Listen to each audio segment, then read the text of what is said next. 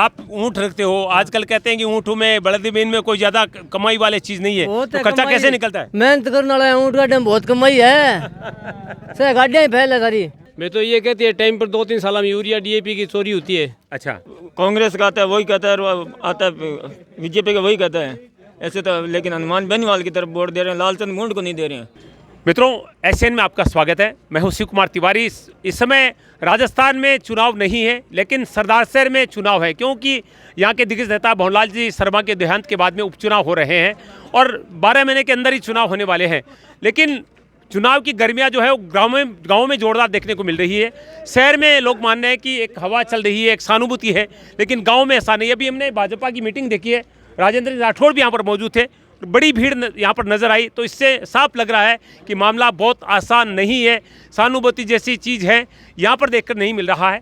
और गांव में लोगों की दिनचर्या देखे, यहाँ पर एक ऊँट गाड़ा लेकर एक व्यक्ति खेत की तरफ निकल रहा है। हालांकि खेती का भी वक्त नहीं है, लेकिन व्यक्ति को काम पे निकलना ही होता है। काफ़ी भीड़ भी है, लोगों से बातचीत करेंगे। पहले इन्हीं से बात करेंगे जो ऊँट लेके जा रहे हैं। क्या नाम है आपका? नाम क्या आपका? कालूराम जी, ये ऊँट गाड़ा लेकर कहाँ जा रहे हो? घर ही जा रहे हो? तो आ कहाँ रहे?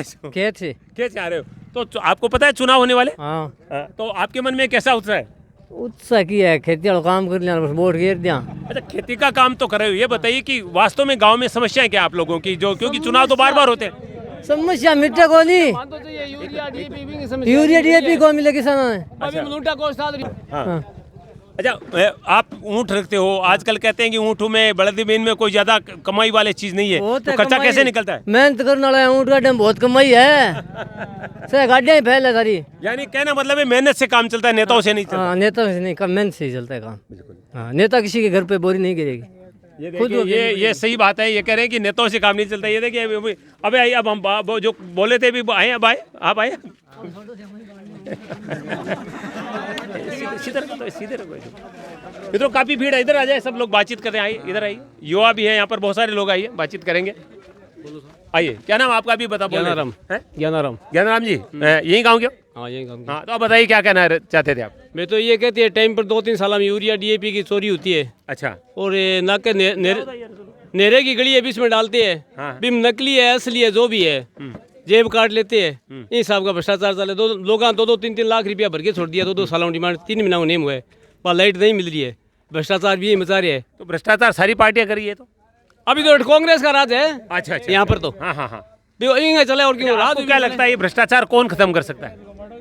खत्म तो ये राज में गलत हो रही है। 2 साल कांग्रेस हो राज आ रही, डीएपी को और यूरिया को प्रकरण चाल रही है। लाइट को आज 22 की साल बगे 14 तक का लोगों का लेके 22 तक डिमांड भरा लिया। 2 सालों लाइट कौन दे? चलिए, ये बताइए, इस बार यहाँ उपचुनाव में 3 पार्टी है, आरएलपी है, कांग्रेस है, भाजपा। इनमें आपको ठीक कौन लग रहा है? फिर राज तो बीजेपी के बढ़िया रहे, बीजेपी का बढ़िया हमारे हिसाब से तो। अच्छा, आरएलपी भी यहाँ पर चुनाव लड़ रही है, हनुमान बेनीवाल की पार्टी, उसके बारे में जानते हैं आप? बिम तो समय लगेगा, बड़ा समय लगेगा। अच्छा, वो तो कोई 10-20 विधायक हुए, 20-30 तो लोग परेशानी करे, क्या फायदा है? ये बुजुर्ग खड़े हैं, कुछ लोग, उनसे बाजे। राम राम बाबू जी, क्या नाम आपका? रामचंद्र। हाँ, रामचंद्र जी, चुनाव हो रहा है, तो क्या कहेंगे इस चुनाव, क्योंकि ये तो उपचुनाव है एक, तो क्या लग रहा है आपको, क्या होने वाला है इस बार? कि बड़ा 2 सदस्य गांव है कि जनता को के माहौल को फेरो पड़ेगा, दोरा काटे जगह ने फेरो पड़े। अच्छा, आपको गांव तो वही बोलो? हाँ, तो बराबर की पार्टी। अच्छा, कांग्रेस बीजेपी दोनों बराबर की पार्टी है। अच्छा, एक और वो बोतल वाली पार्टी भी है, उसके बारे में वोट पड़ा। ये कह रहे हैं युवाओं से ये आरएलपी के बहुत सारे युवा आए, बात डरने आपको डर क्यों लग रहा है? क्या नाम आपका? राजेंद्र। आगे पूरा नाम?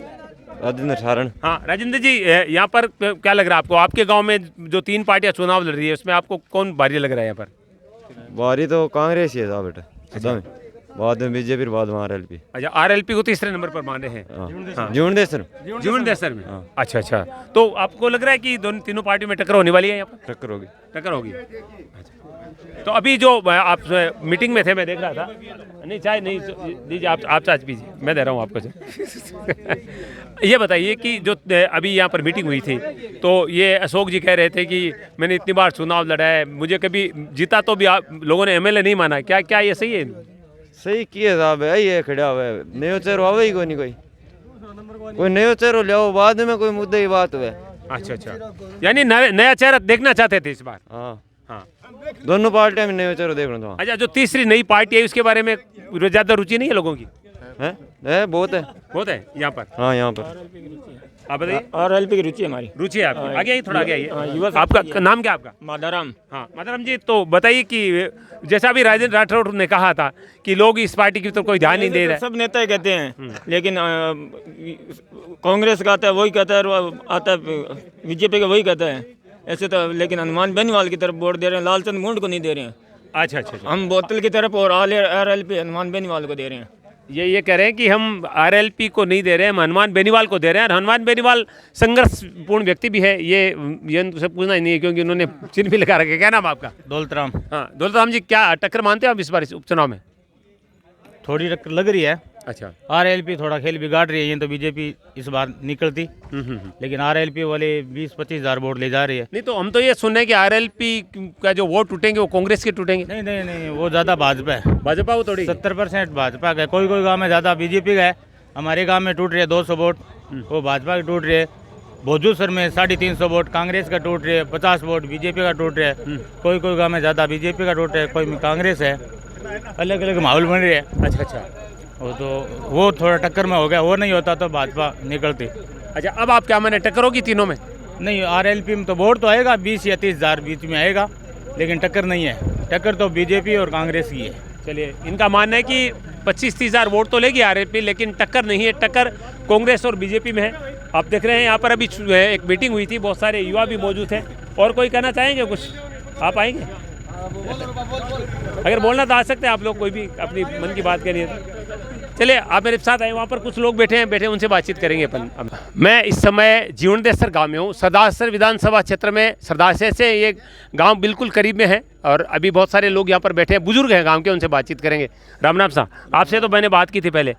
हाँ, तो आपका नाम जानना चाहूँगा। मेरा नाम अमरचंद शरण है, वैद्य जी। वैद्य जी, क्या लग रहा है आपको चुनाव में? क्योंकि एक उपचुनाव है और 3 पार्टियों की टक्कर बताई जा रही है, आपका मानना क्या है? मेरे विचार में पिंचा जी जीतेंगे। अच्छा, तो आपको नहीं लग रहा है कि यहाँ जो लोग कह रहे हैं कि यहाँ सहानुभूति, ऐसा कुछ नहीं लग रहा आपको? सहानुभूति किसकी? जी नहीं, यहाँ कोई सहानुभूति नहीं। जी जी। वो जैसे वो माहौल पुराने टाइम में जो है वैसी पार्टियों में चल रहा है। अच्छा अच्छा। कोई सहानुभूति नहीं। अभी पिंचा जी ने बहुत भावुक बात कह दी थी। उन्होंने कहा कि मैं 4 बार चुनाव लड़ चुका हूँ, मैं थक चुका हूँ, 4 बार हार चुका हूँ, ये 6ठा चुनाव उनका है। तो और मैं जब विधायक बना तो भी लोगों ने मुझे अपना भाई माना, विधायक नहीं माना। तो ये क्यों कहा उन्होंने, आपको क्या लगता है? उन्होंने तो बात सही कहा है, उन्होंने भाई माना है। और जो भी आदमी जाते थे, कोई भी जाओ, तो उन्होंने भाई की तरह ही काम करते थे, उनका सत्कार करते थे। तो सही बात है, भाई के समान ही जनता को समझा है। अच्छा, मैं गांव में आया तो मैं देख रहा हूँ जगह जगह RLP के ज़्यादा बैनर पोस्टर वगैरह लगे हैं। क्या लग रहा है यहाँ पर गांव में कुछ ऐसा है माहौल? नहीं, RLP ने ये कोई बच्चे लगा रहे हैं, वो क्या बताएंगे, और कोई विशेष बात नहीं।